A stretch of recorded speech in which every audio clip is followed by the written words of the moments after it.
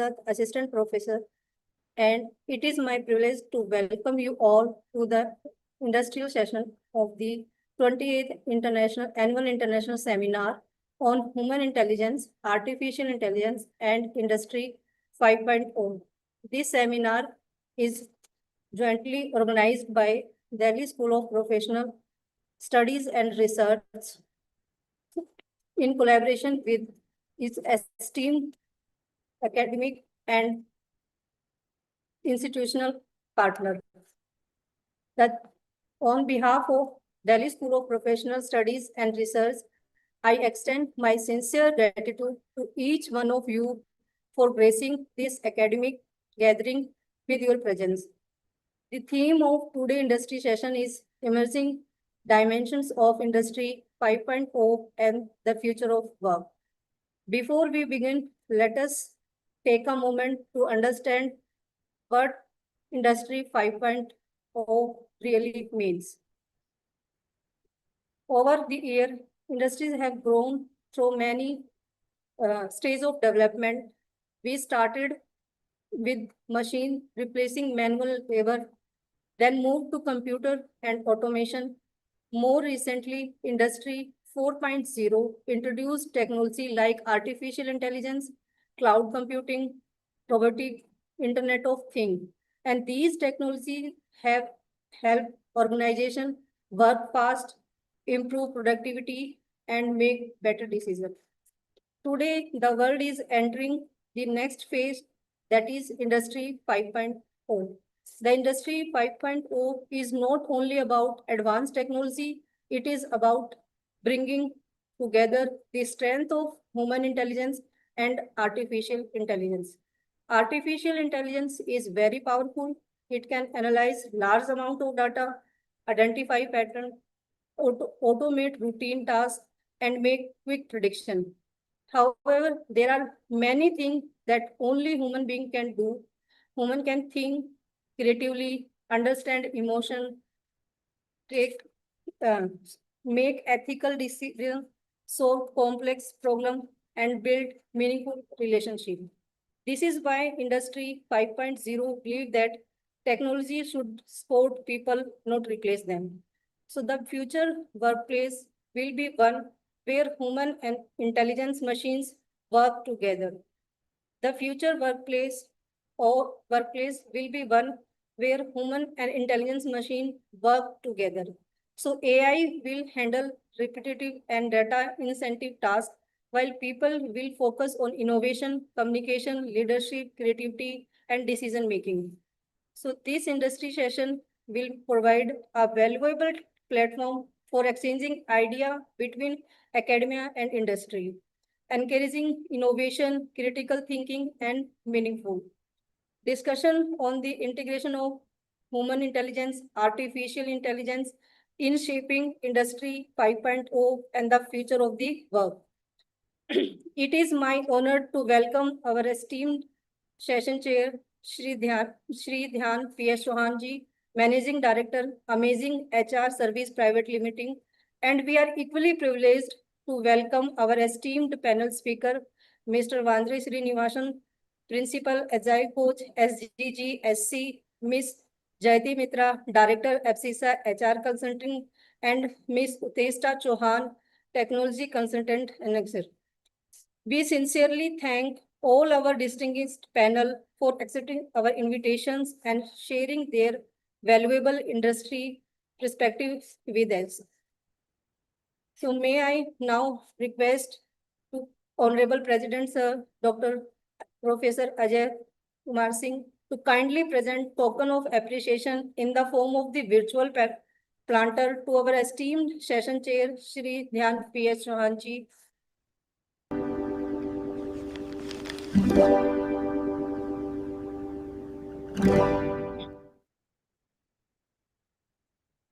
Sir, please accept this virtual planter as a symbol of our sincere respect and gratitude.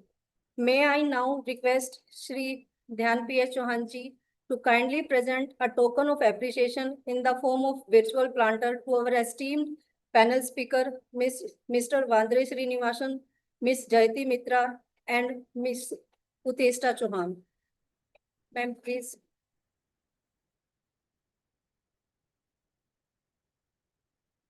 Okay.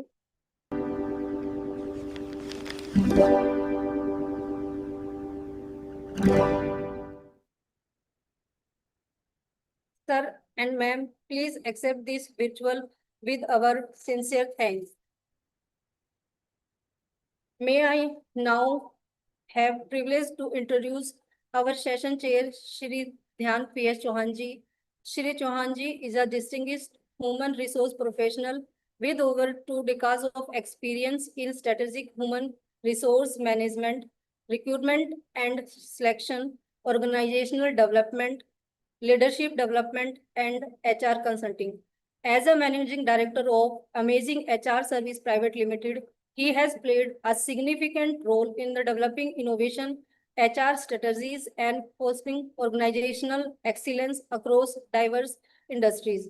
His extensive experience in human resource management and his deep understanding of emerging workplace trend make him an eminent thought leader on the developing leadership relationship between human intelligence, artificial intelligence, and the future of work.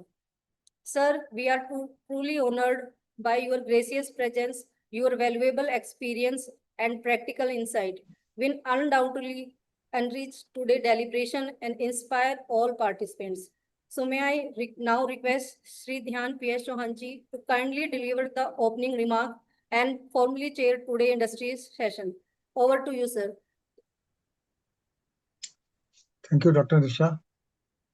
And I think this is a great opportunity to discuss something which is going to strike all of us. But before that, let me put some basics in place. Let me introduce the panel speakers first. And I will be sort of inquisitive in the entire discussion, where I'll be asking the right questions. And in between joining the discussions intermittently. Jyoti Mitra happens to be one of the senior most HR professionals in the industry. In fact, even more senior than me. And she has worked for around 30 years in the industry across the sectors, which also includes educational institutes. She has transformed the organizations. She has seen workplace changing very often, and she has brought results for the business. She runs her own practice by the name of Epsisa, and I leave it to the audience to find out the meaning of Epsisa. Hint I can give is you have to study a bit of geometry to understand what is the meaning of Epsisa. So now this generation will do ChatGPT, but in our generation we had to actually find out what is the meaning of Epsisa using a dictionary and then going to the geometry book. She would have done more than lakhs of students' assessments, competency building exercises, and she has been a significant force in transforming both the management institutes as well as the industry. The next we have in a panel speaker to balance such kind of strong weight person is person from the most dynamic industry. And this panel is carefully created. This panel is created with a purpose. Badri Srinivasan is a software engineer. He started as a software engineer, has around 2.5 decades of experience. And he has done magic in businesses by developing software tools which have actually transformed the workplace. And transforming the workplace doesn't mean reducing manpower. It could also mean optimizing the manpower. It could also mean expanding the scope of work using the same manpower. Or manpower means woman power. Why am I not visible, Nisha? Only you are visible. And why panelists are not visible? You're visible. No, I want to see the whole frame where all the four of us are there. You'll be able to see it on the top. I can see Professor Singh, Ajay Singh, Dr. Mukta, Nisha ma'am. Then there is somebody whose name is not visible. But Then Badri Srinivasan. The But I host cannot can see. the host can actually put a spot on Yes, them. yes, I think you'll have to do it, right? Host, Please please do put the that. whole panel on the screen. TSPSR host, please put them on the spotlight.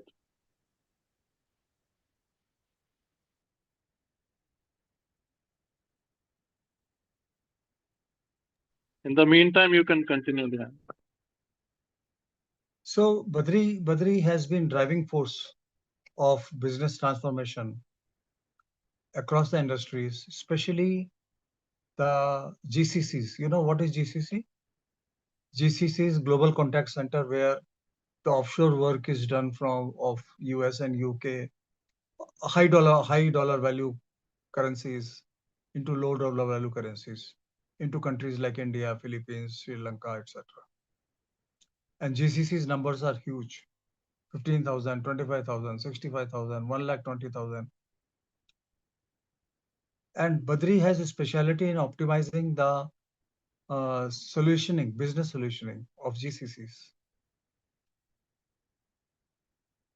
And the speed of the IT industry and the speed with which it changes has brought him into this panel. Then, when we say future of work, it also means future of people who are working in the office. So we have someone from Gen Z. Ms. Suteshta works for Accenture, and she's an alumni of IMT Ghaziabad, a high-profile figure in Accenture who handles big-time client projects. And she also represents some of the big brands which can't be taken on record because of confidentiality. And those projects run into billions of dollars. So let us hear directly from the horse's mouth. Where is the discord actually starting from Cockroach Party to BJP? Why is Cockroach Party unhappy? And what BJP need to do to keep Cockroach Party happy? So this Gen Z, which is the future of work, have their own set of arguments. So this is the panel. Dr. Mukta, can we have the whole panel on the screen, please? Yes, sir. We did that, but there is some technical issue. Might be it's not visible on the screen. On Zoom, there cannot be any technical issue, Mukta. We are doing it, sir. We are doing it. Give us a second.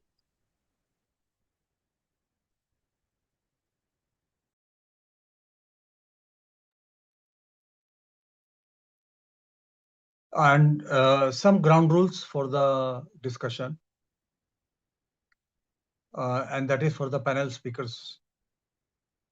Number one, please do not start speaking when the other person is speaking. It has to be a debate based on content, as it happens in Rajya Sabha TV or Lok Sabha TV.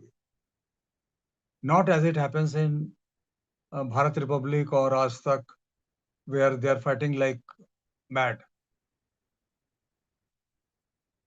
Let the other person finish, then put your point. If two people have started at the same time, one should judiciously stop and let the other person make the point, because we have enough time and we have to examine issues till depth. There will be issues which will be coming up on this topic. So cross communication should be avoided. Second is be loud while speaking and slow while speaking. Slow in speed, but loud in voice, so that the large audience which is there, they can understand. If we speak very fast and our words are slow on audio, the audience might not be able to understand the exactness of what we are trying to express. Second is power outage. It is common across India. It may happen that power outage happens here, though I've logged in from mobile, so I don't suspect that. But if you have logged in from computer and there is a power outage, rest of the people must continue the discussion.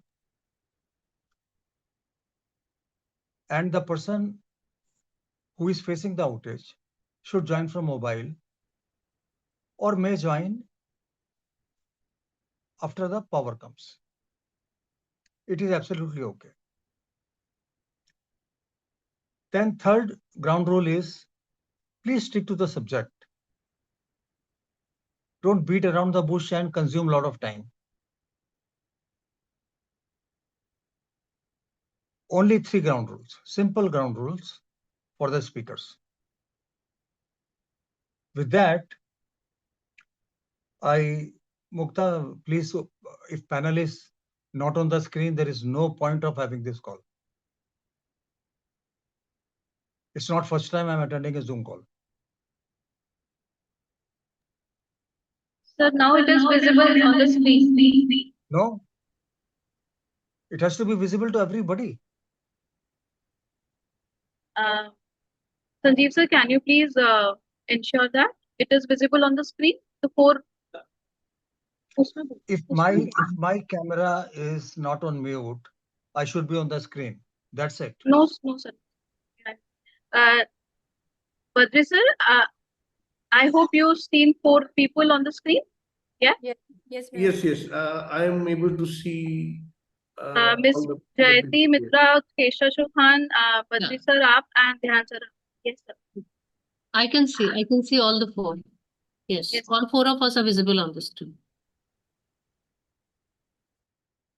Sir, in mobile, it's different. So might be that's why in mobile the only speaker can be one time. So might be that's the reason. But if you use laptop or any other device, everyone is visible, sir.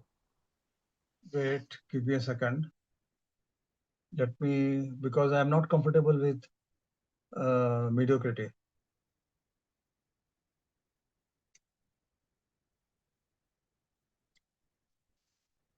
Let me join in from system.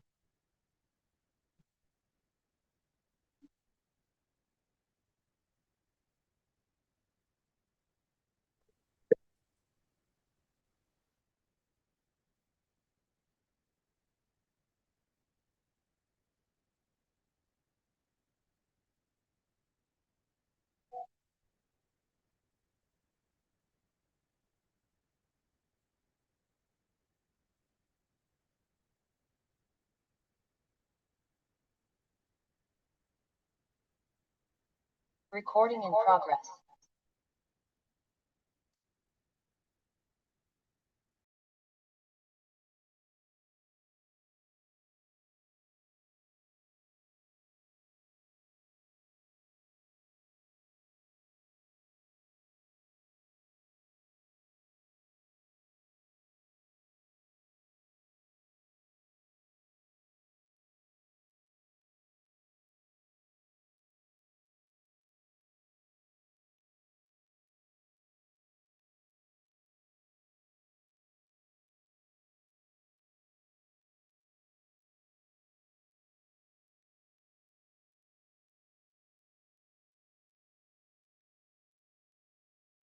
Can everybody hear me? Yes. So my first question is, how did Yes, this we can concept hear of- you. My first question is, how did this concept of salary arise? Why are people kept on salaries? And will this concept continue to be there another 20 years down the line? Or whether jobs will be or careers will be in Bollywood style, where art director has a separate job, costume designer has a separate job, director has a separate job, actor has a separate job, story writer has a separate job, and they get paid according to merit. Because Gen Z wants to become rich in 3 years' time, and companies have to offer 10% increment, out of which 33% will go in tax. And if there are modifications like new wage codes, another 50% will go in cuttings of ESI and PF. And Gen Z is suffocating because their aspirations monetarily are not met. People who are going for startups in Gen Z, they are earning 50 crore, 100 crore, making a small company like Dotkey, selling it to Nykaa for 250 crores in 3 years' time. Dotkey, a company which is cosmetic company created by a Gen Z couple, got sold to Nykaa in 250 crores. Why would somebody want to work? And will this concept of work for salary exist in future? Let us start the discussion with this. Or will it be skill based? That I have a project which is 20 million. The right person to handle that project is Badri. I will give you 1 million. Time duration is 3 months. And after 3 months, Tata bye bye. Then Badri takes another project. See, Shah Rukh Khan also has a career. Chunky Pandey also has a career. Akshay Kumar also has a career. Sanjay Leela Bhansali also has a career. Yash Chopra also has a career. Who doesn't have a career? They also have a career, but they're not salaried. None of them is salaried. So this executive, senior executive, assistant manager, manager, general manager, senior manager, why all this? And will this paraphernalia exist 20 years down the line? Forum is open.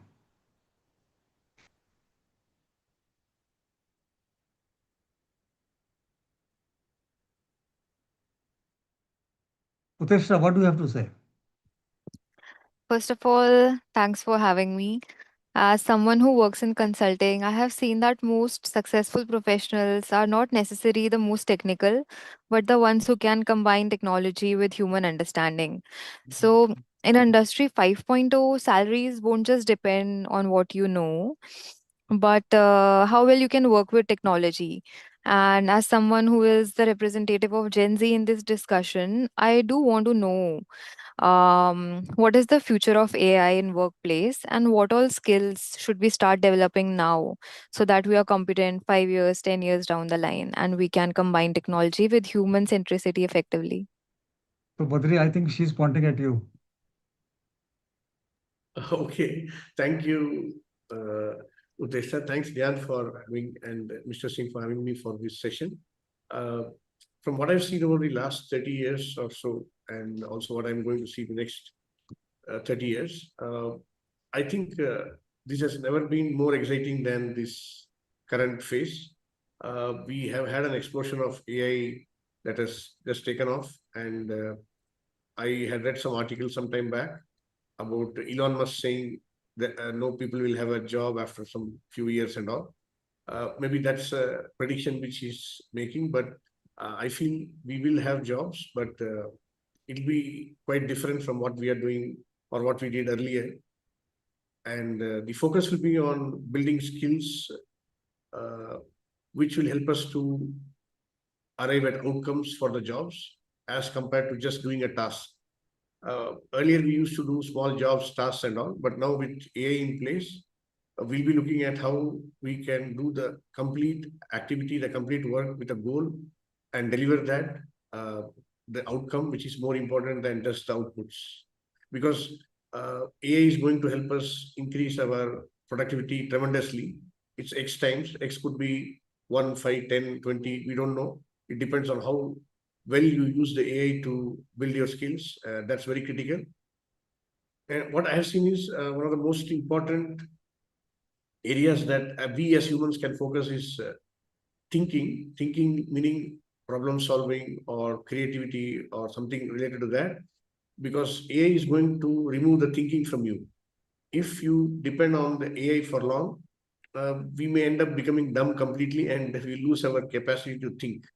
So we use the AI as a tool or an aid to help us do the mundane work or the lower level work, and use that to then look at the problem statement and how can we think to come up with better solutions. We should never give up our thinking under any circumstances, because the moment we give that to the AI and we just take whatever the AI gives, we will land in deep trouble because it may not be correct always. What I've also seen is AI's output is not always correct. It's what we call as hallucination. So there are a lot of hallucinations, and despite a lot of training that you do to the AI using training models and all, the AI has a different way of looking at it. For it, it does not have empathy. It does not have any link to the human consciousness. It just gives an output. And because it's so advanced, we may think that it is thinking and doing all those things, but that's not the case. It does its own way and gives the output. And as humans, we should always validate it. We should not take it as it is. Once we validate that, that's where our thinking comes and we take appropriate decisions. If we leave it to the AI, it may become the planet of the apes. If some of you have seen the movie The Planet of the apes rule the earth and the humans are below that. So if you leave it to the AI, it will go in different directions and we will not know where it is headed for. But as humans, we have control over that.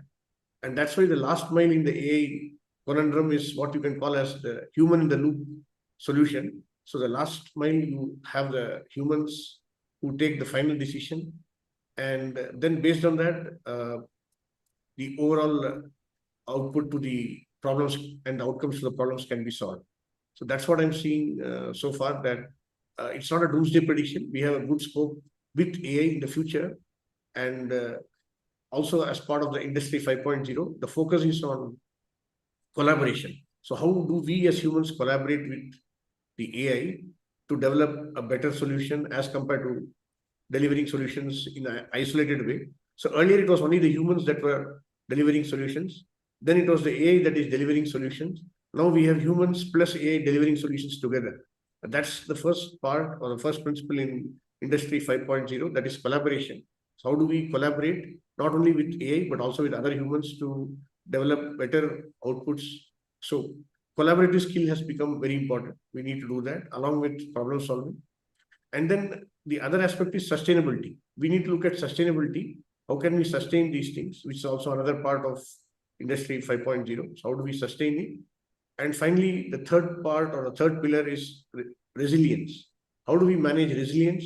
And despite a lot of gaps, and we bounce back and take it forward. That's also the third part of the Industry 5.0. So these are three of the most important pillars of Industry 5.0, which help us to focus on the current scenario where we are and how we can strengthen our skills and take it forward for the future.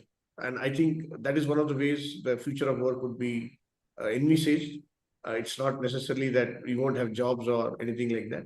We will have, but it all depends on how AI progresses and how things happen. But given the current situation, we will be having a lot of work to do, because the biggest, as I wrap up, the last point I wanted to add was, the biggest issue we need to focus on is so many industries are investing millions of dollars in AI, but have they got the return? Not many have got, and many are predicting that the AI bubble and things like that. The AI will be there to stay, but the returns are not what everybody has predicted and thought they will get.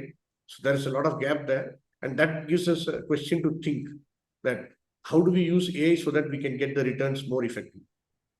So I feel for your question, Utesha, it is a good thing that we do have a scope for the future and we'll be still I think there that was a fair managing perspective. these Jyoti things. madam, what do you think?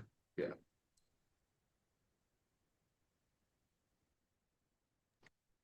See, my take is a little different. Of course, 5 years down the line, if I look at it, AI can do practically everything, right? It may be able to do, large manage projects and even diagnose diseases. Just, in terms of the healthcare, it will make it is already making presentations in seconds. It can handle large projects, but if AI can do everything, then my question is, then why would the organization hire you? Isn't it? So the organization is not hiring you for what you know. The organization actually is hiring you for what you are. Right? And that is where, the defining question of Industry 5.0 is that if AI, today's question is not what AI can do. I feel today's question is, what is it that only a human being can do? Only a human being can do.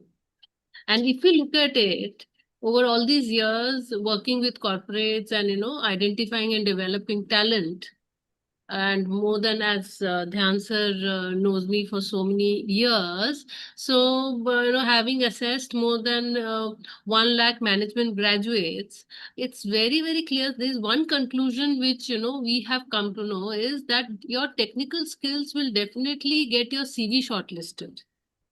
It will bring you to the interview table. But soft skills will earn you trust. And it is that trust which is going to give you employment and growth in your career. Right? And how do you influence or convince the interviewer that you are there and you are employable? See, if you have an MBA degree or an engineering degree, it is assumed that you know the basics of management, basics of engineering, right? But what is not there is, and what they actually evaluate at the interview table, or even the organization would evaluate whether how well you can communicate. Can you listen or not? Are you able to listen? Are you a good listener? Are you able to spot and solve problems? Are you able to collaborate with people and work? And how composed you are under pressure. All these things are actually nothing but soft skills, right? And so that is why I think as HR professionals, we always say, and I also set the tone for this discussion in Industry 5.0, the human edge in Industry 5.0. Tesha, I think I've been able to come near your question. Of course, as you were saying that, this generation, the current generation has aspirations. That's very good. You have that risk-taking capability. The current generation, they have that risk-taking capability. Fine. But we also have a data saying that if you want to go for a startup, please go, please explore that opportunity. But what is the success rate? And that is why I said, probably we do not have that risk-taking capability now, but this current generation has that risk-taking capability. Please go ahead and explore. Want to become an entrepreneur? Please go ahead. But of course, the success rate it's not such a rosy picture, right? In the first year, and I think the success rate is around 10%, 10 to 15% in India. And in the next 5 to 7 years, there are many startups which shut down, which fail. And so there are lots of things on which startups depend, right?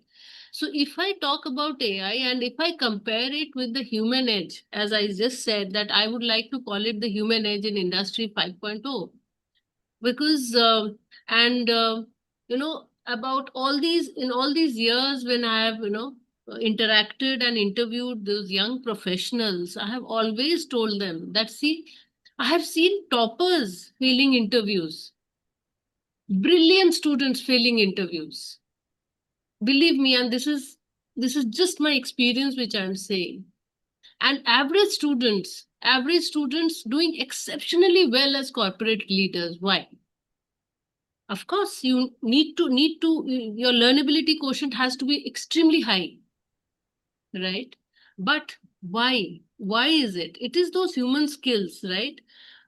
The interviewer will see whether you can connect with people or not, whether you're able to adapt or not, whether whether you have the learning ability or not, whether you can take feedback. Are you open to taking feedback or not? Are you there to solve problems? Not only analyze, the analysis part can be done by AI, but are you there to analyze and then take out a solution, suggest a solution for a problem or not, and inspire confidence among your team members or not? Trust and confidence. I think these are certain things which any employer will look for, and this is about something which has been my observation in all these years. I can go on quoting examples.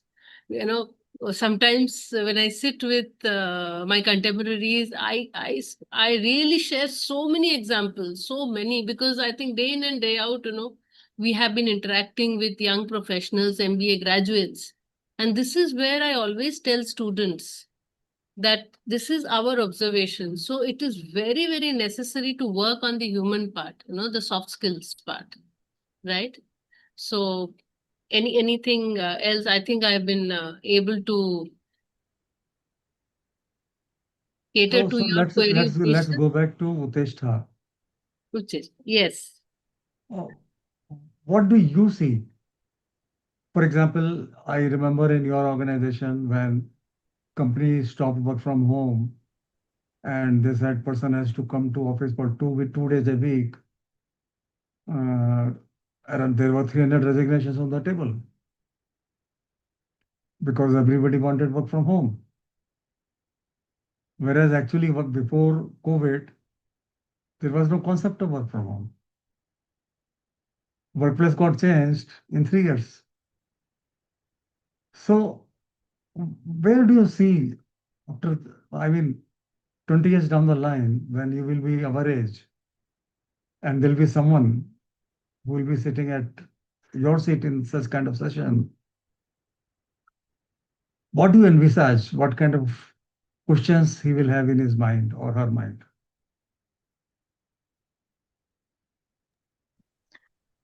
First of all, thanks for those valuable perspectives, Badriji and Jaiti ji. I am sure all of that would have helped so many students who have joined us today. Speaking on behalf of the youth, we don't see AI as a threat anymore. We basically see it as a default part of how we work because it entered the workplace about the right time that we did. So we've already had a hands-on kind of approach that, Industry 5.0, yes, it is a concept. But for us who are just entering the workforce 5, 7, 6 years ago, it's a part of our everyday job and life. And being in the center of multiple client projects that run across millions of dollars, have different KPIs, what I have seen is everybody right now at this point in time is actually scrambling to see where they can use AI, what their competitors are using AI for, what the KPI should be. At this point in time, for traditional work methods, we already have the KPIs defined. But today, all the leading companies are trying to implement AI in different areas of work, trying to see what is the return on investment in each of these areas. If you want to implement AI in customer experience, where exactly in customer experience is it yielding good results? And where in customer experience is it failing? For example, Badriji, like you mentioned, AI hallucinating. So, in areas of customer experience such as policy and returns, AI might not be the most accurate. But in areas such as customer support, which has exactly good KPIs for any organization trying to build D2C or B2B or B2C brands, it is a great help. So, being in the center of all that, what I see is that technical skills are very easy to measure and very easy to implement. And, it's all on the table. What are the KPIs? Are you or is your software or your CRM meeting the KPIs or not? But the human skills that we are talking about, the soft skills that we are talking about, those do not have any KPIs. There is no measure of those.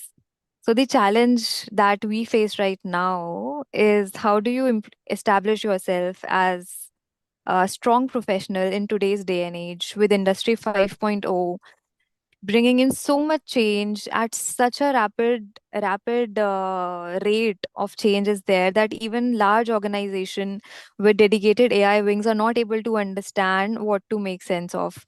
So I see in the coming few years we will have stronger KPIs for technical skills, but there are no KPIs for soft skills as of now. So what that we have been talking about in the workplace is that what is your adaptability as humans? How are you able to adapt to the coming technologies and are you able to work alongside them? So how do we equip ourselves for that future?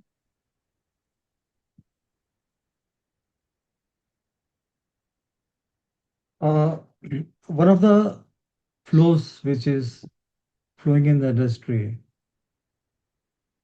is that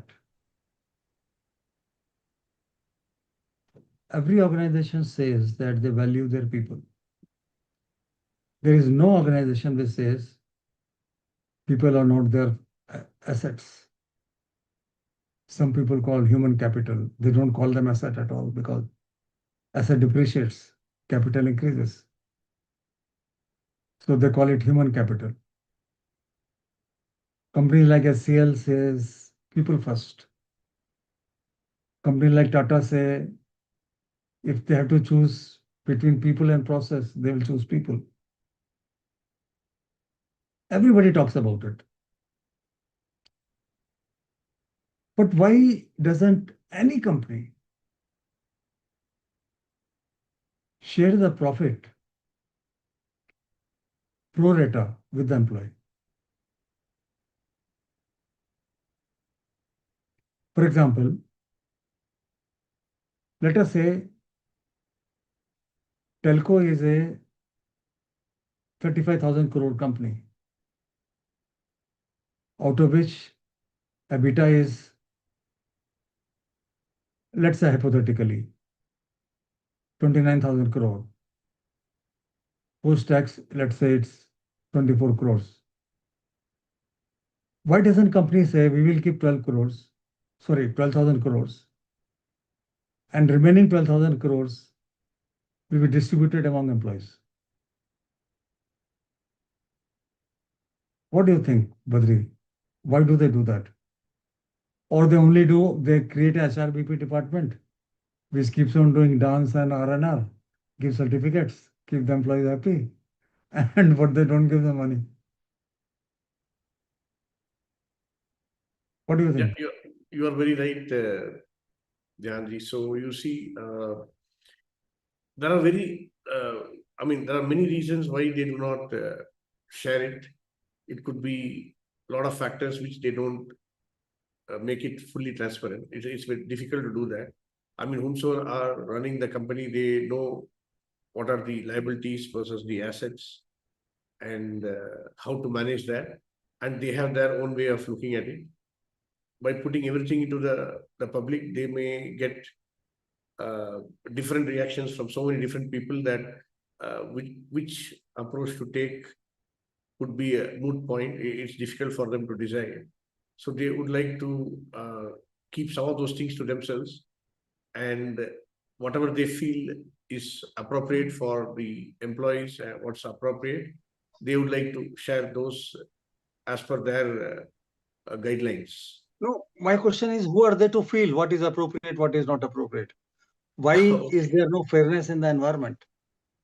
Yeah. For example, I mean, you feel this boy is not appropriate for your son, you will not let him play with him.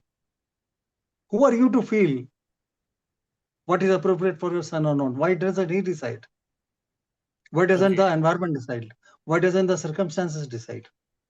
Yeah. So you see, it's a very provocative way or approach which you are suggesting, but absolutely right. We cannot say that this is how you should feel. But the promoters or the people who have started the company, the founders, they feel that this is our company, we have started it, and you are an employee, we have recruited you. So you have to go as per our guidelines, our norms, and whatever is possible to some extent we'll manage. But beyond that, what we say is what holds good. And we hope that is just or something like that. Maybe it's not just, it is not equitable, it is not the case, but for that you have corporate governance and you can look at it to some extent. But wherever humans are there, bias is there. You cannot say there is no bias with humans, including AI. Some bias will be there which you cannot avoid. So it has to be managed within the corporate governance and the rules, guidelines and all. And feelings will be there for everybody, but when you come to that final decision, feelings take a slightly second place, and first you have to see how to decide and how to manage. And as founders, we feel we only know what is correct and we know how to run the company. So this is how it is. So they don't get into this thing, because first thing, you won't get full transparency. So you don't know exactly the background of what is going to be shared or what is not going to be shared. You only know what is visible. And from that, they take a decision and then go forward with it. So that's why Okay, fair point, got it. Jyoti madam, what do you think? What will happen if company shares the profit with the employees? What sky will fall? I feel, sir, that if the profit is shared with the employees, it would be, the employees would be, you're empowering your employees. They actually feel a part of the organization. Don't you think so? I mean, ask any employee, they'll be too happy. But as Badri sir said just now, that the owners or the promoters feel that it is, they started the company, it is their company. So the employees have to, work according to their policies, their rules, and what they set for the employees. So I think at the end of the day, then that is the reason I think the Gen Z is saying that why not, go out and instead of being an employee with an organization, it may be anything. It may be one of the top groups, right? It may be very, very people friendly. But the thing is that that is the reason why the Gen Z is saying that. And believe me, this is just a quote which I heard from one of our family members, a young professional, that at the end of the day, I'm just a slave in the corporate sector. I said, why do you call yourself a slave? No, this is a fact. And so if this is done, what you're suggesting, I think that is where the real empowerment would be. That is actually then, you actually walk the talk. Your employees are empowered. Otherwise, this is what Chester was just saying, that anytime the current generation or maybe the young professionals would feel that I can work out and I'm managing huge accounts, so why not, I will try out the entrepreneurship way. And as I said, the risk taking capability is high. They may walk out one day and the organization cannot do anything.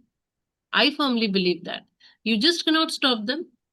They'll try it out. If they fail, they'll come back. That's okay. Maybe not to this organization, to another organization. But at least they would not repent and they would not say that throughout my life, I have just been a corporate slave. And this is the language they're using, believe me. Do you agree with me, Chester? Yes, ma'am, to quite an extent. Although I would say right now a lot of startups are giving ESOPs Yeah. and those kind of pay Absolutely. remuneration options. Mm. But the issue is those organizations are almost never in profit to share Yes. with the employees. No, but then as I'm saying that tomorrow, if you think of, taking the entrepreneurship way, not joining Route, a startup, yes. you will go ahead, right? You'll do it, because then you have that kind of independence. You have that kind of decision-making authority, right? Absolutely. Right? So I feel that why not? Why not? Because they are aspirational. The current generation is, and there is nothing wrong in being aspirational. That's what I feel. There's nothing wrong. So as I said, there's this child, and the next generation in our family, extremely brilliant child, extremely brilliant, one of the topmost institutions of India. He graduated got a fantastic offer from a MNC, but his parents were really, they were very nervous. They said, "What are you doing? Just think twice." He said, "No, three of us are working. They're working on some project, and they're doing quite well. They have international clients, and he's happy. He has that independence. He has flexi work hours. They're working according to their whims and fancies, and they're doing well. At the end of the day, his reason is, why be a corporate slave when I can earn much more and I have that kind of independence, right? So I don't find anything wrong. But if the organizations have to retain employees, I think there has to be a change in the strategy. There has to be a change in the attitude, so that at least the young generation doesn't feel that they are corporate slaves. Because they are aspirational, they are absolutely not at all risk averse like us. We have stuck to one organization for so long. Yeah. I think that's the next, the coming times we'll see these kind of, and we're already seeing that in organizations. So I think the organizations which will not share the gains with the people in spirit. When I say in spirit, means actually. One way is that you give an appointment letter, you say that your variable is 4,50,000 rupees. And when the appraisal time comes, you get to know that appraisal is extended. And when after 2 months appraisal happens, your manager tells you 10 things which you have not done well. And your performance linked incentive is gone for a toss. 30% or 40% or 50% of its value. Out of that, you give 33% tax to Nirmala Sitharaman, who builds Ayodhya temple, out of which 200 crores get siphoned off. Then you keep the employees happy by giving them parties at 5-star hotels, creating a staged event, town hall, where all the top management leadership will talk and best performance will be awarded a certificate. And you say that, oh, we are on the right track. But real matter of the fact is, hard fact stays hard fact. If a person has made you earn $20 million, that person deserves at least $5,000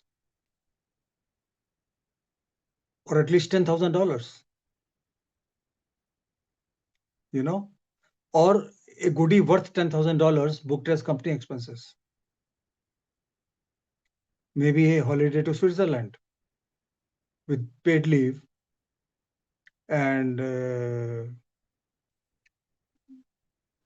visit entire Switzerland, come back, and that expense is taken up by the company.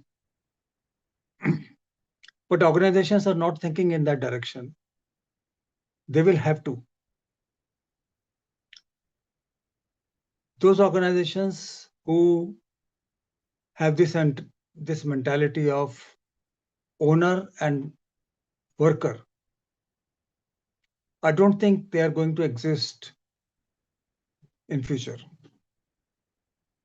Whether it is Genpact, whether it is MetLife, HSBC, JP Morgan, any company, both profits and losses have to be shared. If companies actually making losses, they have to engage the employees to turn it around. If company is making profits, they have to share it with the employees. So that is one takeaway I take. Second pointer I give to the forum for discussion is, today you see entire cyber city, 100 Offices, offices, offices, offices, offices. 20 or 30 years down the line, will offices exist or not? Why do we need an office?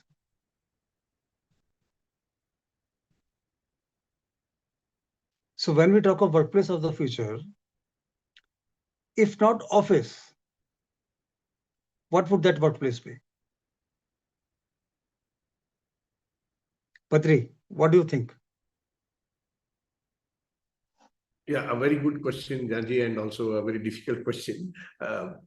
Thinking too much into the future is not an easy task, but I think offices may be there, but it would be a mix of some other activities plus the office, because ultimately for collaboration, we need to collaborate most probably in the physical way. I mean, have a discussion face to face, because we can only collaborate to some extent using through remote or other aspects. So the offices will still exist, and but people will have options of trying to do their things through the offices, or they can do it from the house or different ways. So I don't see the offices going away, but we still have to provide services. It's just that the services would become more collaborative as compared to what we are doing now, and the services would get modularized, and more modular way of doing things would come into the place, and all people will start using AI as a normal thing. So everybody will be on turbo mode, and things will get done faster, but then it has to be done in the right way. Getting done faster does not mean you're doing it in the right way. It has to also be the appropriate output that you're giving, which leads to the outcomes. So I feel offices may still be there, but definitely the number of people who will be doing the work, that will reduce. Reduce in the sense, if 10 people are doing the work, now maybe 5 or 6 people only will do that same work, because AI has eaten into that. And it also depends on the pace with which AI is advancing. If AI advances at a much faster pace and another breakthrough happens, then we can expect even more drastic changes. But otherwise, right now, what is happening is going at the pace at which it is. It's only incrementally improving bit by bit, bit by bit. So maybe in 5-10 years, a lot of things will change. But the change will not mean offices won't exist. It will still be there, because work has to be there. If there is no work, then we might as well say it's like the Planet of the Apes. Leave it to the AI, and they will do it, and the other people won't do anything. I mean, that's too difficult. It won't work. It won't be like that. We will have offices. So that's what I think. Seems you're very fond of this movie, Planet of the Apes. You have seen it many times. No, I have seen it only once. But why I repeat that is, you cannot imagine that the apes are ruling over you and something like that. I mean, the intelligence has changed to such an extent. It's like the AI has become like apes, right? So you let the AI rule you. It can do anything, and you will have to then see what to do. So the humans don't lose their decisions, the decision power. So you use AI for your work, not let AI rule you. That's the most important thing to get here. Yeah. That's why I repeated that. Okay, Jyoti madam, what do you think? I think I agree with Badri sir, Chauhan sir, because he's very right in saying that there will be offices, Otherwise, if there is no office, that shows that there will be no work. So if there is work, there will be office, of course, kind of a hybrid. And today I was just thinking that 5 years before we wouldn't have imagined having a conference online, right? And today we are having it, and we are very comfortable doing it, right? But yes, it is very, very necessary. If I just compare, Chauhan sir, when we do assessments, we have tried online assessments versus no, on-campus assessments. Offline. On-campus assessments are something which cannot, you cannot compare online assessments with face-to-face human interaction. And which I feel that unless and until you interact face to face, that human edge, as I said, my main, when I was thinking about Industry 5.0, I felt that it is the human edge which is extremely important, the human edge in this industry. So tomorrow also, 10 years down the line also, there will be offices, and which is a necessity. Because you are just sitting at home and you are interacting with somebody on screen virtually, and you do not even know your team members. Unless and until you sit with your team members and talk, I don't feel that, even your creativity, your output, everything suffers. So you need to actually interact. Now, again, as I said, that whatever has been my experience for all these years, when I remember in 2020, one of our clients said that, ma'am, why don't we do an online assessment, the student assessment? I said, fine, we are okay with it. We immediately developed the online module for the assessment. But believe me, 10 days, and now 1 week down the line, I called them up. I called up their president. I called up their chairman. I said, sir, I think we should call it off, because I don't see that seriousness in the students. And we are doing it, but I don't feel, so we lost in the sense, for that year, there were no assessments. For us, it was a business loss, right?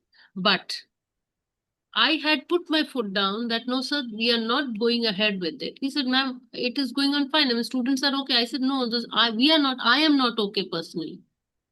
Unless and until the student is in front of me, I am not doing justice. Because what we are looking at is that whether the student is responding or not, how confident. So as I said, that, the soft skills earn you trust.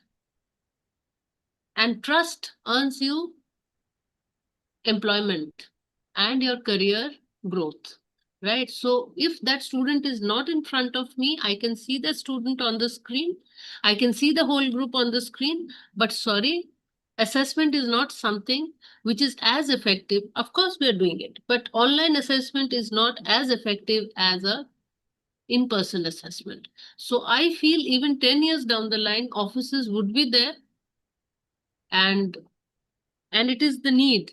There has to be an office. Otherwise, work will cease to exist. Productivity goes down. So today, everybody, of course, has adapted to this virtual mode, but I think going to office is equally important. So what has Netflix done is, because Netflix is an office which is center of creativity, they have come out with a global policy, which means all across Netflix in the world. There is no concept of leave in the organization. If you don't want to work today, just keep your manager informed. Be out for 1 month, 2 months, 3 months, 4 months, 5 months. And when you feel like coming, come back and join. And they will be paid. Now, the question was asked to Netflix, what if a person joins somewhere else and earns here also, earns there also? Netflix says, if a person does not like working with Netflix, let him say so. Until then, we believe him.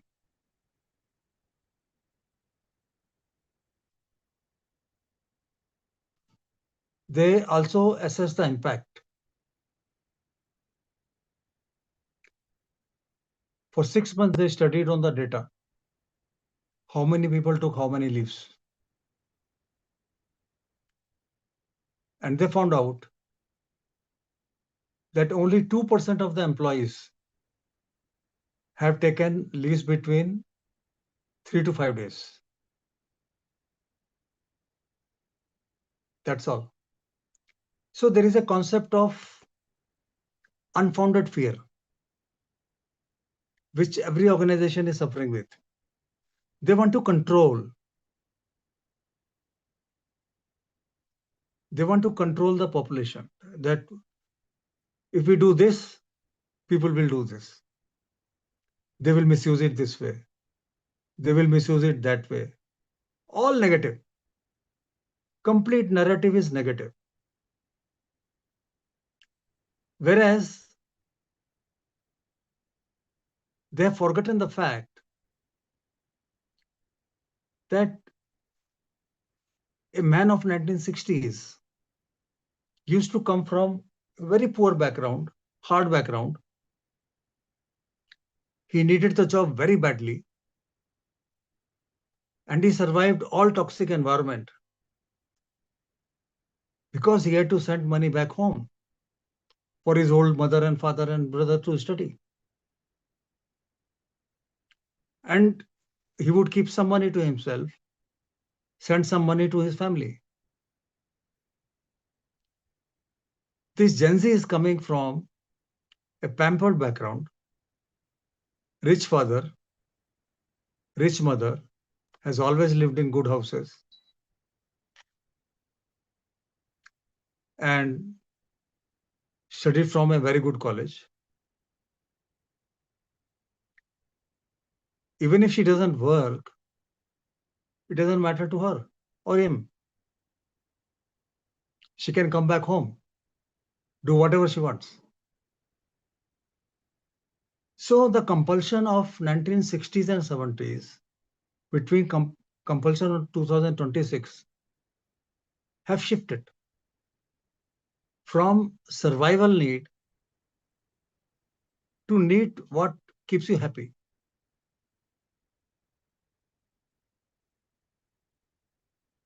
This generation, which has got so much of love from the parents, when they enter the corporate office, they look for the same amount of trust and love in the leadership. They try to find a father in the organization. They try to find a brother in the organization. They try to find a mother in the organization. But the leadership is such, no one as a father exists, no one as a mother exists. Brother to bhul hi jao. Now there Gen Z gets lost. When leadership takes decisions like these, which fosters trust,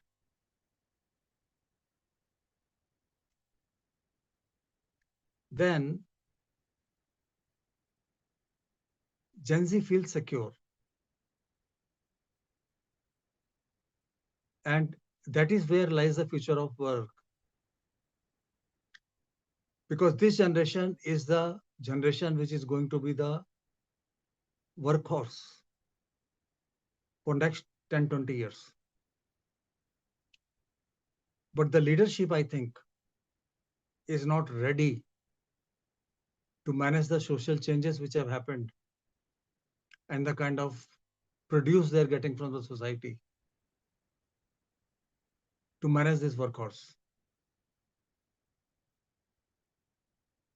On every mistake, you are picked up, then you are humiliated, then your responsibilities are reduced, then your projects are changed. Gen Z has no such need to survive in such a toxic environment.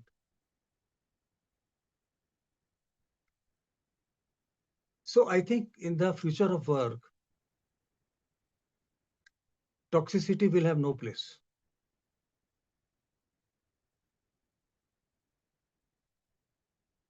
If there is even a small element of toxicity, I don't think that organization will have good balance sheet,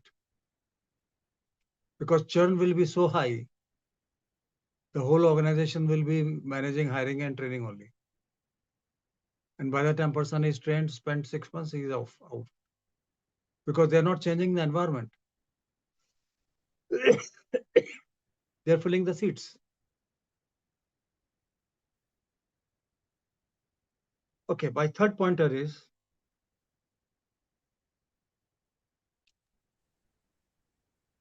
earlier.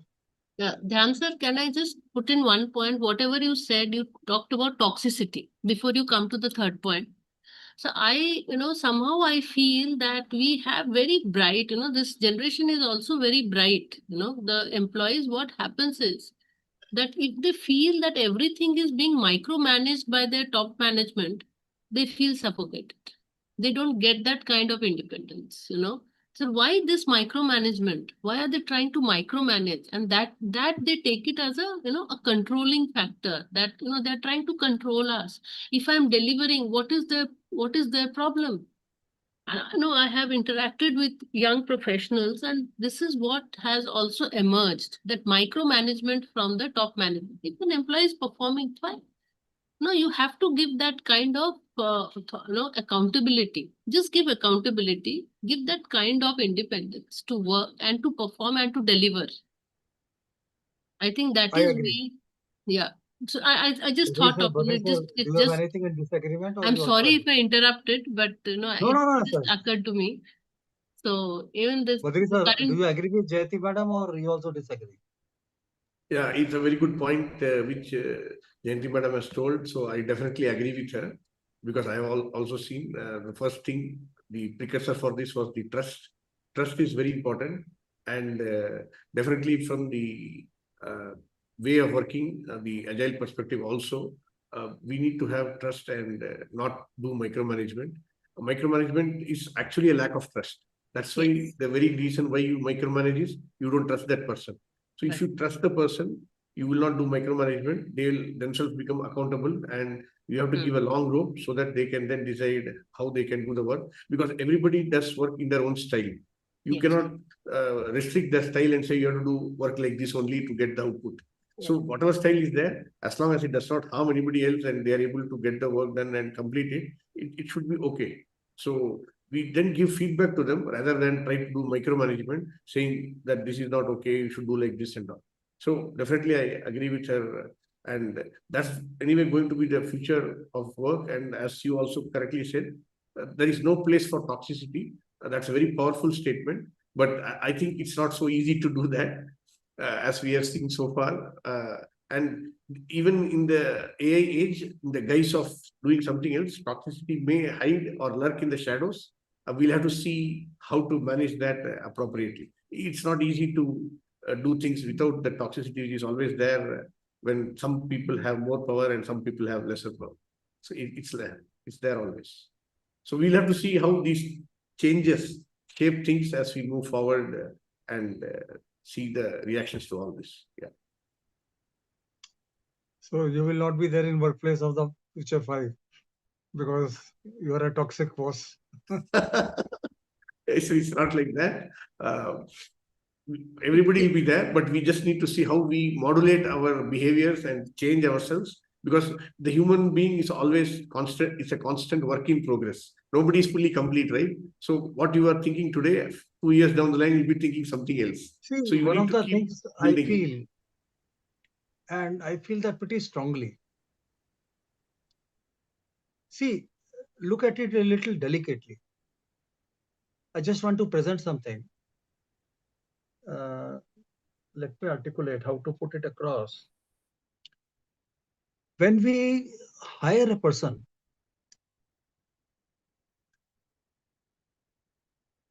we hire a person from various social background.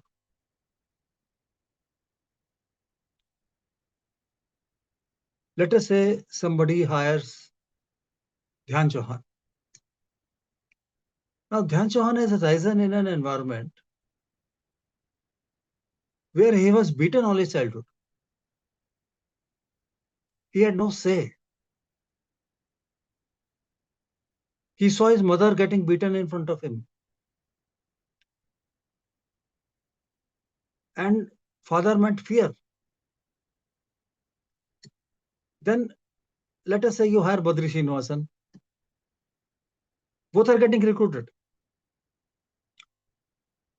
Now Badri had a very loving father. He loved his mother more than his life. And he loved his son like his heart. He was with him at every step, etc., etc. Just love, love, and love. Whatever means were there, they shared. If they had one chapati, father did not eat, but Badri ate.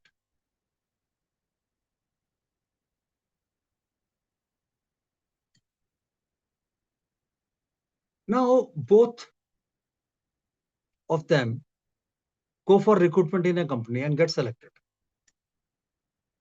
Now, my personality is different.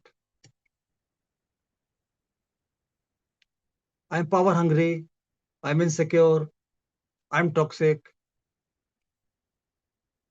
My conversation style will be very rustic. I will be direct, etc., etc.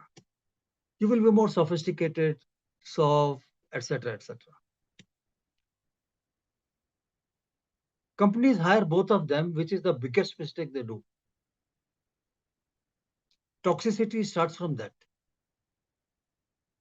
They don't do any assessment center methodology at the time of hiring, whether the competencies and personalities match the competencies as personalities required by the company.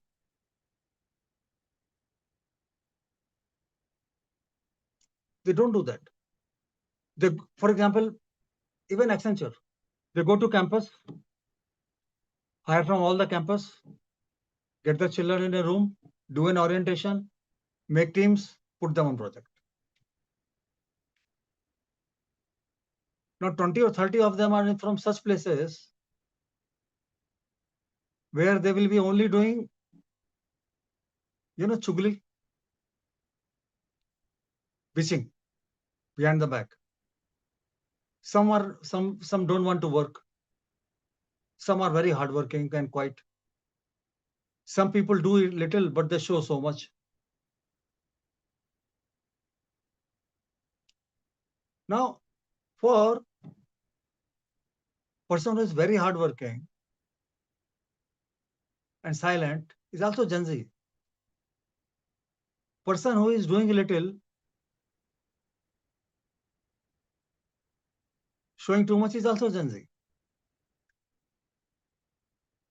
And that emotional drama that person does, if she gets a less increment, she will cry, howl, and all that happens. And she takes away the money.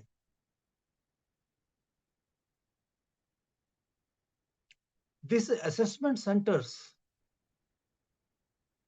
should become center of management student selection, their competency development, so that they understand from day one what are their competencies. Then recruitment in the organizations. All public sectors, trust me, all public sectors.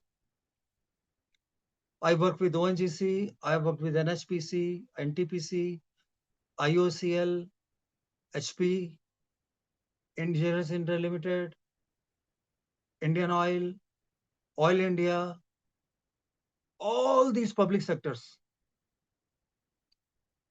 After that technical interview, they have assessment centers for hiring.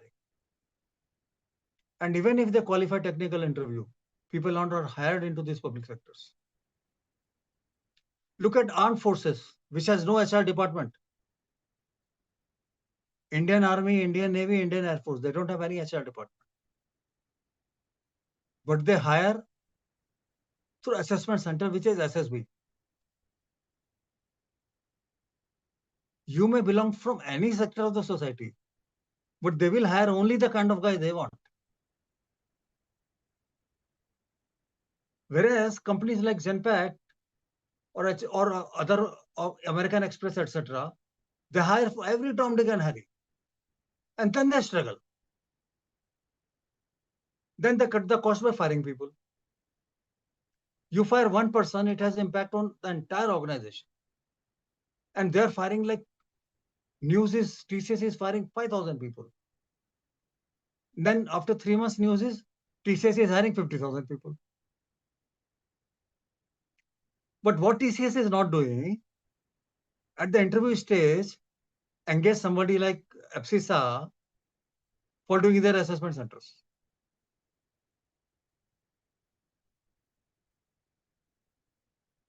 So I think in the future, this will change because organizations are bleeding. Organizations are actually bleeding due to this mistake. And many organizations are realizing competency-based deployment is going to be the norm. Today it is exception. Today companies see assessment center as a cost.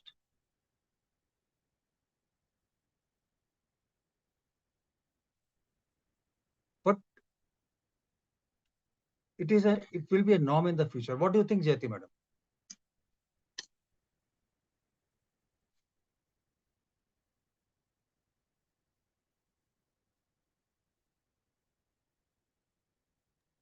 Jyoti madam, are you there? Sir, I just don't get you. What were you saying? The last point? Sorry. I'm saying in the future, competency-based development will not be a choice. It will be a norm. If organizations want to avoid or organizations want to run themselves.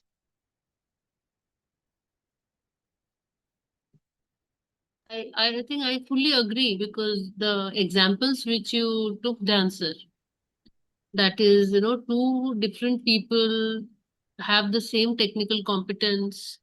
You are getting shortlisted on the basis of your CV. As I just, when I started, I told you that technically, if you're sound, your CV will get shortlisted. You are there at the interview table, but your soft skills are going to decide whether you walk out from the room with an offer or not.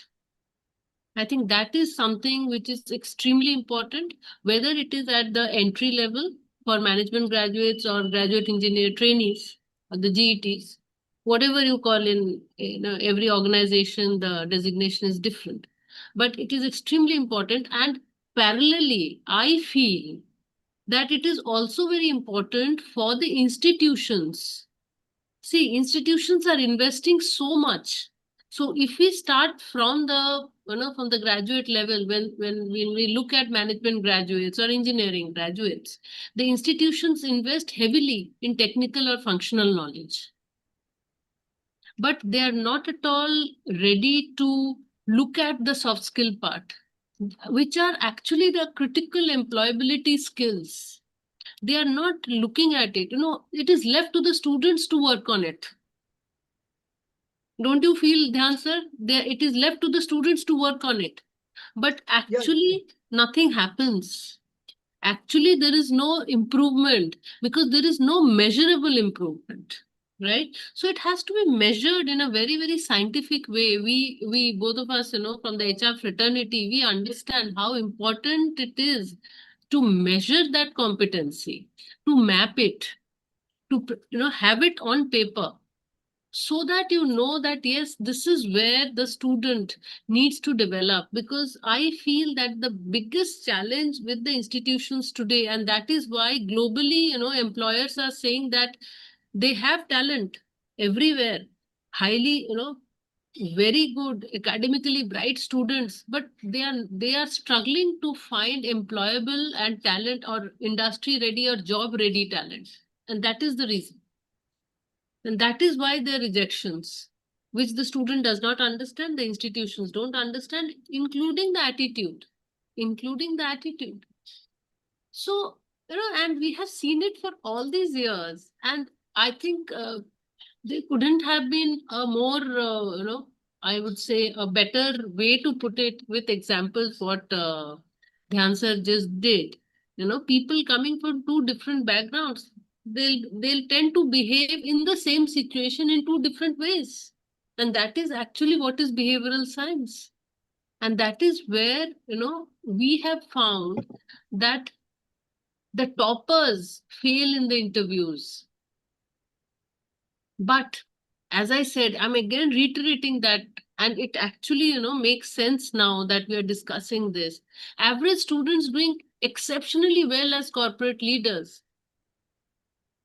It could be vice versa. I'm not saying that. So I would say that employability is a combination or multiplication of technical competence and human competence. So either of it lacks, the employability suffers.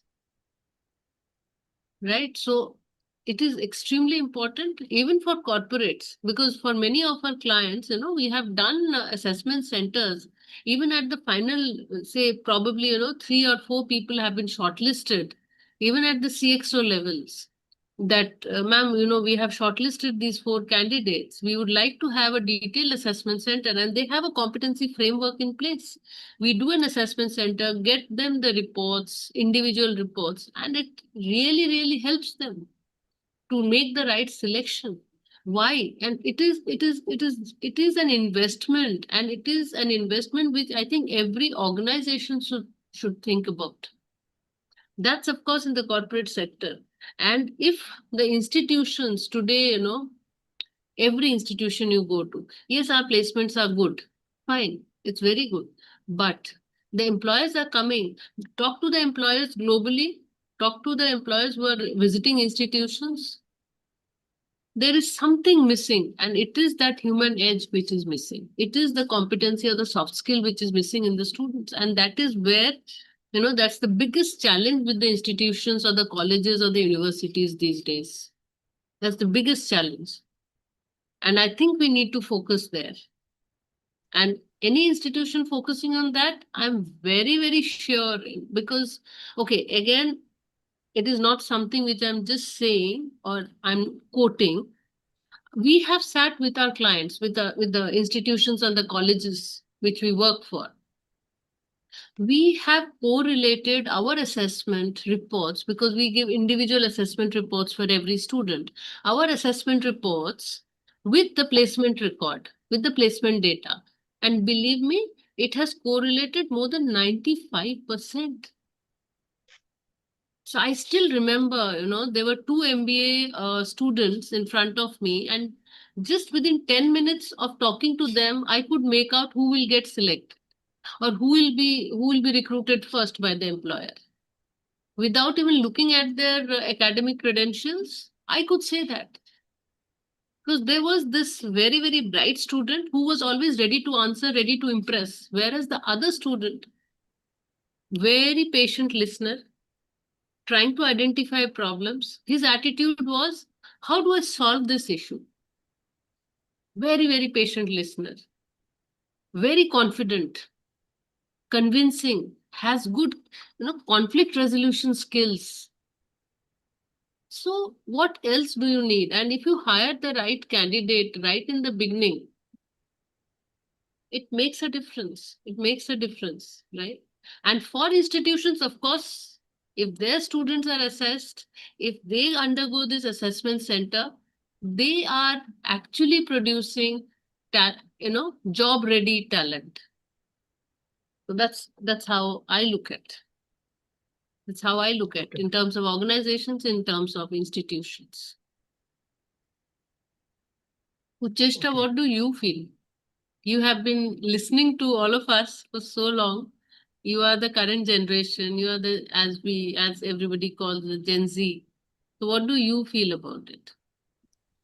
Yeah, thanks, Jyoti ma'am. I think you are right, absolutely right, that soft skills do matter a lot in today's times when the competition is so much, when the youth is constantly judged on their skills, and these skills are rapidly evolving. So, whatever I prepared for during my interviews for all the organizations on day zero, day one, whatever days we have all these big organizations coming in, my juniors now have to learn some other skills.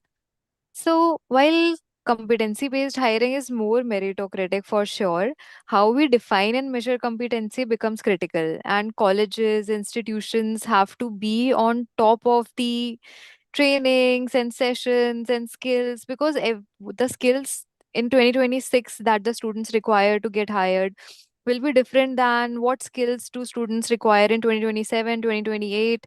So, student organizations, colleges, and institutes need to be in touch year on year with the recruiters, assessment agencies, as well as people working in the industry domain who know what the right skills are.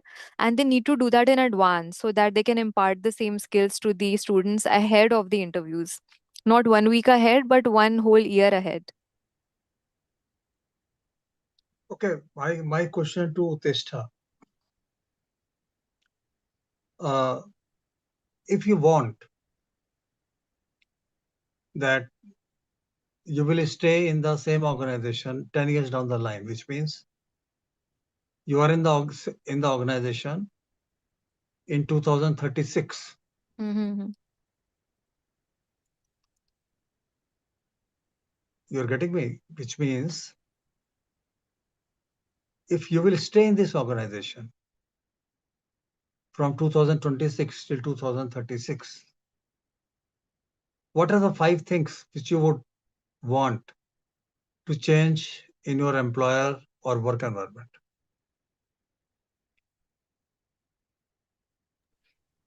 I think today's discussion has been revolving around those very 5 things.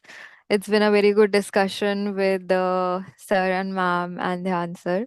So, for our generation, staying in one organization for 10 years won't just be about loyalty, like was for the previous generations. It will also be about continuous value, how the value exchanges hands, the institutions, is it coming to us as well, and the growth and alignment as well. So, number one will be continuous learning and growth. Does the organization provide us opportunities to learn and grow in a way that we will be relevant even more 5 years, 7 more years down the line, or does it just cut our jobs without providing any opportunities to upskill? Number two will be fair and transparent compensation, which was also a topic of conversation in our panel today, which is great. So, the profit and the value that us employees are creating should also exchange hands, perhaps not in a capacity that we might want, but in some way there should be aligned compensation that's aligned with what's going on in the industry, as well as the value that this generation is bringing, because things are now faster and more of the KPIs are achieved in less times. So the value is definitely growing. Next would for our generation would definitely be flexibility and work life integration. For us, work is something we do. It's not a place that we go to. So the offices are now evolving onto clouds and Teams, Zoom calls, and we are still able to collaborate and take care of our work life balance, personal life, take care of our parents, and so on. And the next fourth point for me would be, I would say, trust, culture, and belonging, which was also a part of our panel today in the discussions. So, toxicity is now changing rapidly. It's not just what your manager says to you at the office. It's also the WhatsApp calls you get at 1 a.m. having to join a client call from the US. Because over there, it's not late night, but for us it is, and we are expected to join that. So, toxicity management is definitely there. And one more would be opportunity to evolve internally, the freedom to get in a role that aligns with our interest with changing times. If today I am interested in Salesforce AI technology, tomorrow I might want to move towards customer experience in the same domain. And the organizations will have to be a little flexible to retain the talent and, have them stay with the organization for a longer time, let's say 10 years. And I hope that was a good representation of our generation and the 5 things that we would want. I see it's also aligned with a lot of questions that people have sent over the chat. So I think it's a fair representation. Thank you for that.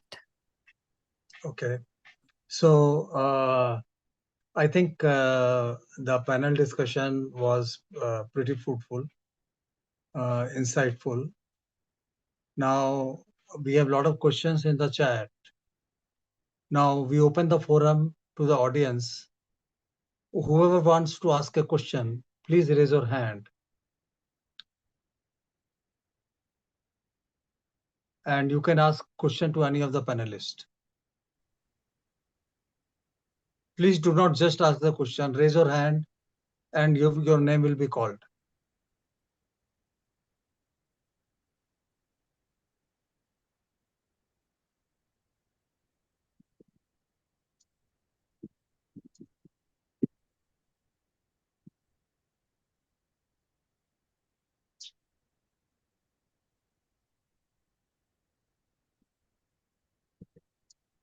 Kaina, you were there? There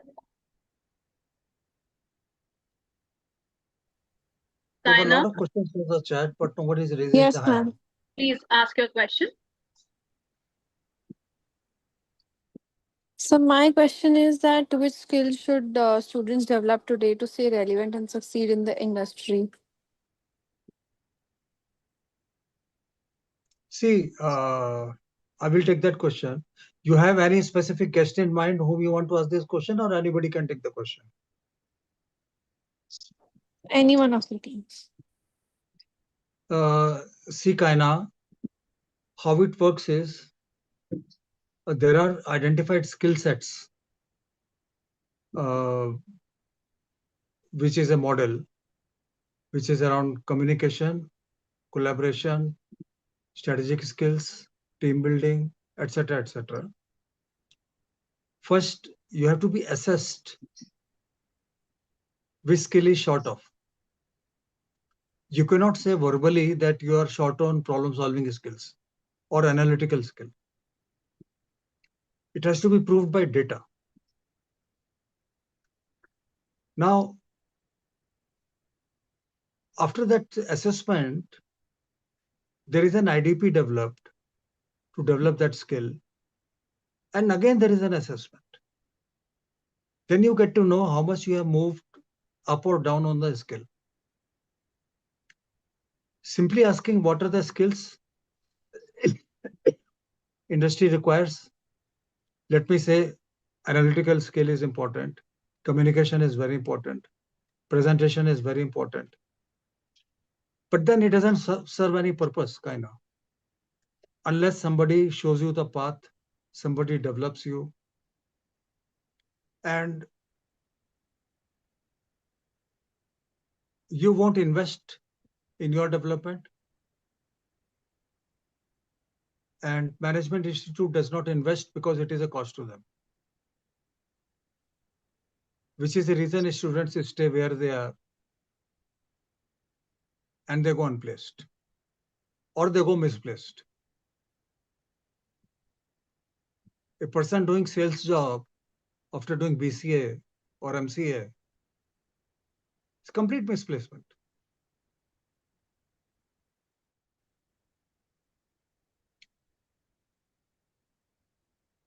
So there is no specific skill we can say that kind of which you need to develop. And how will you develop? You tell me. Let us say problem solving skill is required for the industry.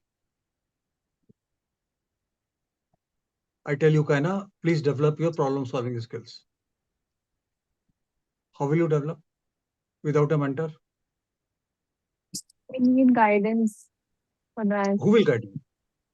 Our mentors only. Now, mentor will charge. Who will pay?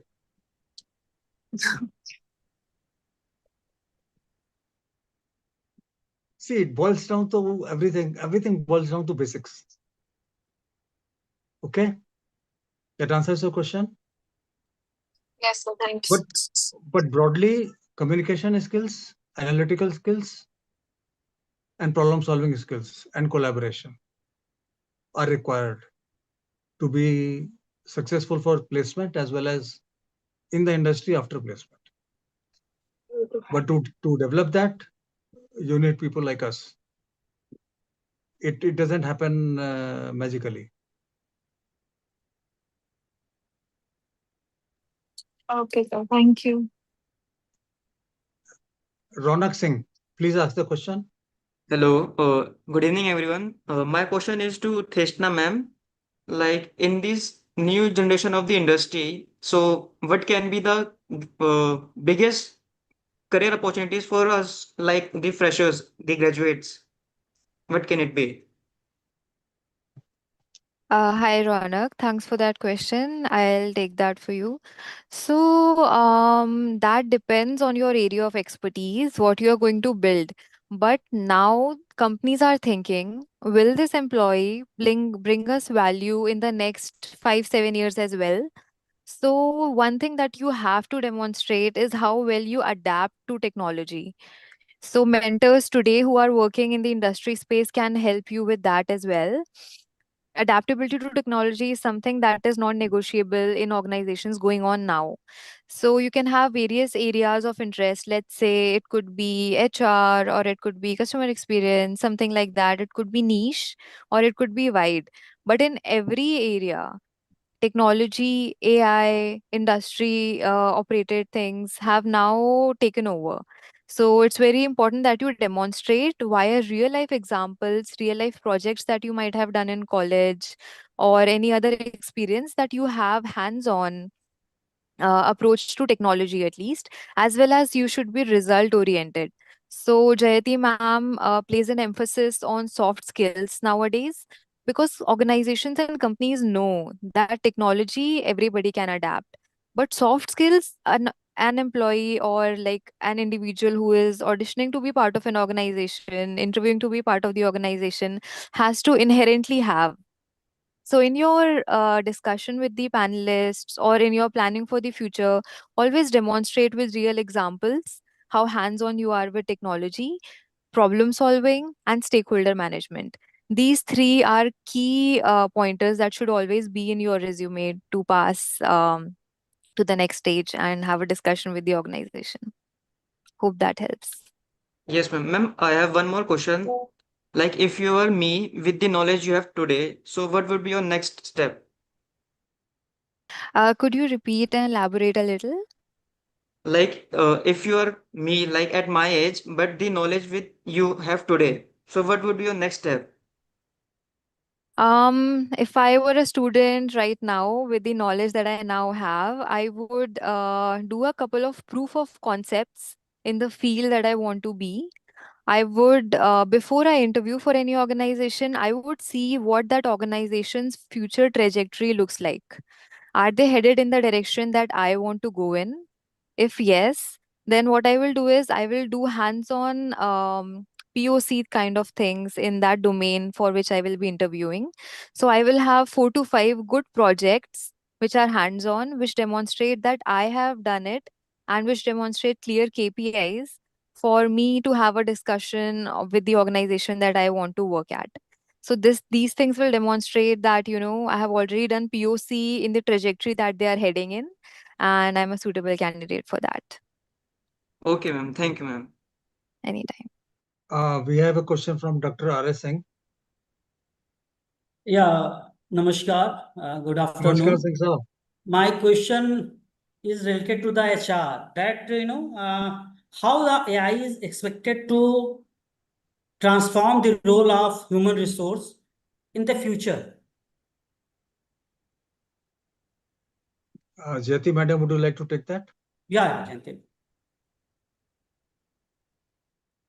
Sir, namaskar. So, as you're saying, yes, AI is something which is, of course, in industry 4.0, we talked about what can artificial intelligence do. But what I feel is in today's industry scenario, it is, as I again said, I'll repeat that question first and then take it up. That it is, what is it that only a human being can do, right? AI can, can deliver in terms of doing analysis, making presentations, giving you answers, but AI somehow, so I would feel that probably, in HR, in the area of HR, AI will help us in analytics, but I do not feel that it can help in assessing people in during interviews, because as an interviewer, if I am sitting on this side of the table and the candidate is in front of me, I will look at a person or the candidate in a way that Can this person connect better? Now tell me, will AI be able to evaluate that person? No, right? Can this person connect better? Can this person gain trust? Can this person inspire confidence in his team members? Can this person or does this person have this learnability quotient high in him or her? Can this person adapt quickly? Because as Cheshta also said, that I think adaptability is something that everybody needs to adapt very fast, adapt fast with technology, which is extremely important. And that is what if I'll just repeat again, that the human age or the human age framework is the technical competence multiplied by the human competence. So it is why I use that multiplication sign, because if the technical competence is low and the human competence is high, the employability suffers. And vice versa. Human competence is high, but technical competency is high and human competency is low. Employability suffers. So it has to be a judicious combination of the technical competence and the human competence, which will give you, industry ready talent that the employers would be ready to hire, happy to hire, because globally, I think that's the employers are talking about, they are getting qualified people, but they are not finding industry ready talent or job ready talent. And this is the exact scenario which is there worldwide, not only in India, but across all nations. And that is what employers are talking about. That we have seen people now, every institution, believe me, Dr. Singh, every institution is running after, they have to, they are upgrading their students on technical competence. ये वाला training करा लो, वो वाला training करा लो. This is what the employers are looking for. But then at the end of the day, why are the students not employable? Why the employers are not happy with the quality of the students? It's not their technical competence, it is the human competence. And this is where the institutions lack. They feel एक personality development class हो जाता है, that is going to affect them. No, as I think Dhyan sir very rightly said, that when we do the assessment, if there are 8 to 9 parameters, we have to pinpoint that, okay, this student needs development in this particular area. It is very easy to say, chalo, we generate individual reports for them, for every student. It will be very clear to every student and the management that this is where the student lacks. The student also knows this is where I lack. But then the next question the student is going to ask, then how do I develop? Because ultimately I have to be, I should be found fit to be employable, right? So if I need to develop, what do I need to do? Next answer is mentors will help. Now, faculty members, if they are mentors, I do understand many institutions have mentor-mentee programs. Faculty, they will, they take classes, they are not focused primarily and only, and their objective is, of course, the technical competence, working on the technical competence. They do work on the technical competence because, see, they are functional specialists. If you look at us, we are those specialists, we are the HR specialists. We look at the human edge, we look at the human competencies, or to develop the human competence in a student. So what we do is, or what an HR specialist will do, is to intervene, tell the student, mentor the student, handhold the student, and then take him or her forward very, very systematically. Now, if I have 2 students in front of me or a group of students in front of me and I deliver a communication class or a communication training, there could be 60% of the students who don't even need that training. Why? Because they're already good in that area. Probably we need to identify where these students need intervention, that specific area, and how that specific area would be identified is with the help of assessments, right? And when that has been identified, it becomes a very, very systematic and a scientific approach to improve. So as you said, how do we merge AI and HR? So HR, I feel the human competence or the human touch or the human edge cannot be replaced by AI. It just cannot be replaced by AI. AI, of course, is the technology. As I said, in HR, if you talk about analytics, yes, it can be done. The HR analytics part can be handled by AI. But do you feel that employee grievances can be handled by AI? No. It requires empathy. It requires understanding of the person who's in front of you. That cannot be. And so if somebody asks me today that there are certain jobs which cannot be replaced by AI, I feel that these are the things which cannot be taken over or replaced by AI. Right? I hope I've been able to answer your question, Dr. Yeah, Singh. ma'am. Yeah, sure. Thank you. Thank you very We have much. another question from somebody who has not put his name. 11424100711850GOM. Please raise your hand. Please ask the question. I am going. My AI will take over the next 5 or 10 years. So, what field must be take over by AI, and what that can uh,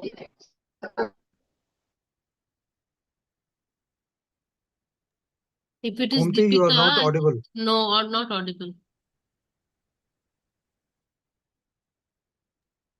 As she already mentioned in the chat box, I'm just reading it out.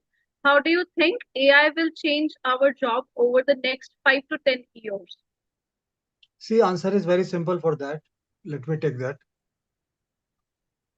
All routine jobs will be finished. Attendance, this and that, all that HR jobs, or even in finance, bookkeeping, accounting, P&L, all this will be finished. And only high-end jobs will be left for human beings. Very simple.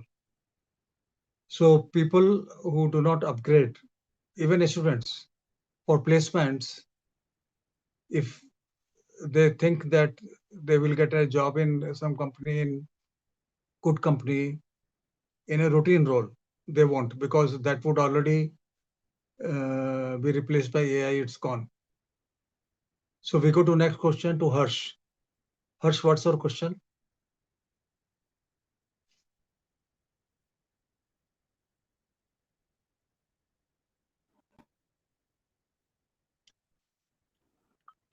Hello. Yeah, Harsh, be louder, please. Good evening, sir. Good evening to everyone. Sir, Go ahead, go ahead. ma'am. Hello. Harsh, go ahead. Okay, sir.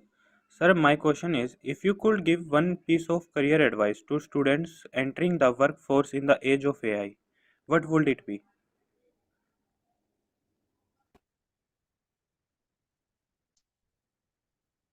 Answer is very simple. If what is your background? MCA, BCA, what is your background? Sir, BCom honors. After BCom honors, take up a course on AI. There are a lot of courses available and private institutes which give those courses. Take certification, apply for jobs, and get into AI workforce. Start doing AI development. Can you more elaborate? Elaborate means what? Can you give some examples of that courses? You can Google it, yeah. I mean, why do... See, it's 6:25 and we'll have to take a lot of questions. 425. Dhyan sir, Yeah. I think what is student's name? I do not know. I missed it, I suppose. But I suppose Dhyan sir just told you you have done your BCom honors, right? You're a BCom honors student. Yes, ma'am. Okay. So what is the kind of job you're looking for? Then I think we can be more specific. What is the kind of job you will be looking for? Tell me. Or you'll be applying for? I'm in finance department something. Okay. Okay, so as Dhyan sir just said, that the routine work in the finance department would be taken over by AI. And if you are not looking to go for your PG or post graduation or a specialized course in finance or accounts, then of course the routine jobs will be taken over by AI. Right. So it is better that you get into, you look for a course which probably may cater to the finance domain. That will give you an edge over others, and it will cut the Khushbu Yeah. Close. once. I think she's And speaking. thank you all the panel speakers for being so enlightening. Over to DSP sir, please. Dr. Nisha. Thank you, sir. Thank you, sir, for your insightful and enriching address. As we come to the conclusion of this enriching industry session, it is my pleasant duty to propose the vote of thanks. First and foremost, I express my heartfelt gratitude to our esteemed session chair, Shri Dhyan P. S. Chauhanji, for his inspiring leadership, invaluable insight. Sir, your rich experience and thoughtful deliberation have greatly enriched today's session. I also extend my sincere appreciation to our distinguished panel speaker, Mr. Vandre Srinivasan, Ms. Jayati Mitra, and Ms. Utesha Chauhan. Thank you for sharing your practical experience, professional expertise, and valuable perspective on the future of work and Industry 5.0. Your contribution have provided immense learning opportunity for all of us. I convey my sincere gratitude to our Honorable President, sir, respected Director, sir, organizing committee, faculty members, technical sports team, students, and each participants for making this session a grand success through your active participation and cooperation. Finally, I thank each one of you for joining us today and contributing to the meaningful discussion that truly reflect the spirit of this international seminar. So on behalf of the Delhi School of Professional Studies and Research, I once again thank you all and wish you continued success in your academic and professional endeavors. And I would like to inform all that the next upcoming session, inaugural of 28th Annual International Seminar, is scheduled today from 7 p.m. to 9 p.m. So I kindly request everyone to join the inaugural session at least 15 minutes before the scheduled time. Thank you and have a nice day. Thank you. Thank you, Thank you so much, everybody. everyone. Thank you, everyone. Thank you Thanks, so everyone. much. Thank Thank you you. for having us in the panel, Thank you. and it was a pleasure interacting. Yeah, Thank you, thank my you, everyone. panel Thank you, members. ma'am. Thank you Thank so you, much. panel members, and thanks, Dhyanji. Thank you.